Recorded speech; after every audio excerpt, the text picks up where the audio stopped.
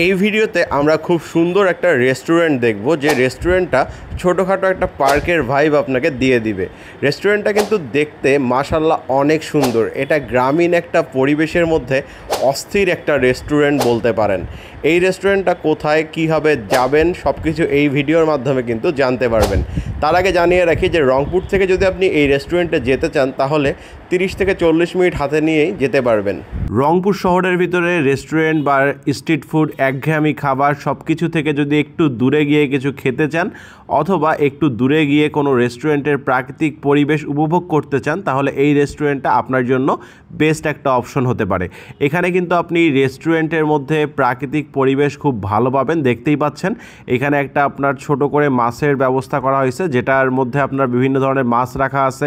পাশাপাশি এখানে দেখেন কুঁড়েঘর টাইপের একটা জায়গা আছে, যেখানে বসে আপনি এখানকার চা কফি পাশাপাশি রেস্টুরেন্টের যে খাবারগুলো সেটাও খেতে পারবেন। আবার এখানে আপনার যে নর্মাল রেস্টুরেন্টগুলোতে বসার ব্যবস্থা থাকে ওই ধরনেরও বসার ব্যবস্থা কিন্তু করা আছে। সব মিলে এই জায়গাটা আমার কাছে ভালো লাগছে। এখানে একটা দোলনার ব্যবস্থা করা আছে, পাশাপাশি 3টা দোলনা এখানে আছে। আপনি চাইলে দোলনায় দুলে দুলে কিন্তু এখানকার পরিবেশ উপভোগ করতে পারেন। এটা একদম মেইন রোডের পাশেই অবস্থিত। আচ্ছা, কোন মেইন রোডে গেলে আপনি এটা পাবেন? হয়তো বা অনেকেই চিন্তা ভাবনা করছেন যে আসলে কোথায় যাওয়া যেতে পারে। তাদের জন্য এইখানে আমি ডিটেলসের লোকেশনটা বলে দিচ্ছি। এই রেস্টুরেন্টটা হচ্ছে রংপুর থেকে আপনি যখন নীলফামারী যাবেন তখন ঠিক মেইন রোডের মধ্যেই পড়বে। এই রেস্টুরেন্টটার নাম হচ্ছে দ্য ভিলেজ। এটা রংপুরের মোটামুটি প্রায় অনেক মানুষই চিনে।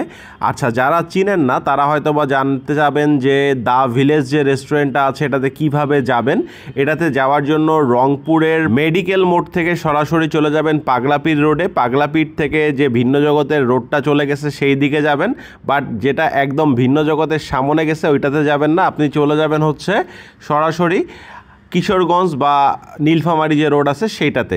কিশোরগঞ্জ নীলফামারী রোডে রামচণ্ডী বাজারে চলে যাবেন। এই রামচণ্ডীতে গেলে আপনি এই রেস্টুরেন্টটা পাবেন। রামচণ্ডীতে যাওয়ার আগেই হাতের ডানে পড়বে, ঠিক আছে? আমি এর আগেও এই রেস্টুরেন্টে গেছিলাম। আমার কাছে এই রেস্টুরেন্টটা মোটামুটি ভালোই লাগছে। এখানকার খাবারের কোয়ালিটি কেমন তা জানি না, তবে রেস্টুরেন্টের পরিবেশটা অনেক সুন্দর। 2021-এর ওইদিকে আমি গেছিলাম, তখন আমার কাছে এই জায়গাটা ভালো লাগছিল। তো আমার কাছে মনে হয় যে আপনারা যে ঘুরে আসতে পারেন। খাবারের কোয়ালিটি জানি না, বাট পরিবেশ মোটামুটি ভালোই লাগবে। আর এই হচ্ছে রেস্টুরেন্টের বাহিরের যে দিকটা এইটা।